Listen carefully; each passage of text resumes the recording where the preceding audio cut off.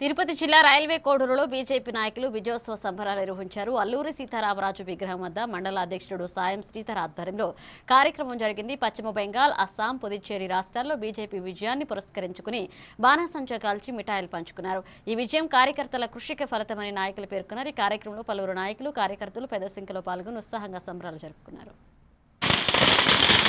ఎక్కడైతే వందే మాత్రం నినాదం పుట్టిందో, ఎక్కడైతే భారత్ మాతాకి జై అనేటటువంటి నినాదం పుట్టిందో, అటువంటి మా భారతీయ జనతా పార్టీ పూర్వ జనసంఘ్ వ్యవస్థాపకులు ప్రాతస్మరణీయులు శ్యామాప్రసాద్ ముఖర్జీ పుట్టినటువంటి ఆ గడ్డ మీద చాలా సంవత్సరాల తర్వాత జాతీయవాదులంతా సందర్భంగా ఈ విజయంలో ప్రధానమంత్రి గారు, అమిత్ షా గారు, ఇంకా ఈ భారతీయ జనతా పార్టీ యొక్క అధికార గణం అంతా కూడా అక్కడ కష్టోర్చి చెమటోర్చి ఈ దేశానికి పశ్చిమ బెంగాల్కు స్వాతంత్రం తీసుకొచ్చిన దాంట్లో ఈరోజు వాళ్ళ యొక్క శ్రమ అకుంఠితమైనది.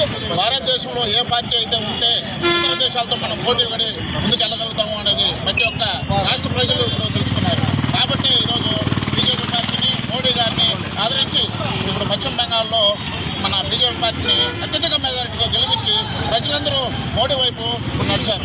దీనికి కారణం ప్రపంచ దేశాలతో పోటీ పడి మనం ముందుకెళ్లాలన్నా, మనం ప్రతి దేశాన్ని భయపడాలన్నా, ఎదుర్కోవాలన్నా కూడా మనం మోడీ గారి అధినాయకత్వంలోనే అయితేనే జరుగుతుందని మాత్రం ప్రతి ఒక్క ప్రజలు గమనించి ఈ విజయాన్ని మనకి అంటగట్టడం జరిగింది. భారతదేశ చరిత్రలో ఏది అంశం కోసం అయితే ఎదురు చూస్తూ ఉన్నారో అఖండమైన జనమంతా కాషాయ ప్రియులకు ఈ రోజు ఆనందదాయకమైనటువంటి రోజు. పశ్చిమ బెంగాల్లో ఈ రోజు సార్వత్రిక ఎన్నికల్లో అఖండ విజయం సాధించిన సందర్భంగా, అదేవిధంగా అస్సాంలోనూ అదేవిధంగా బీజేపీ ఎన్ని వచ్చినాయి అనేది లెక్క వేసుకునేదానికి సరిపోవడం. ఎందుకంటే ప్రధాని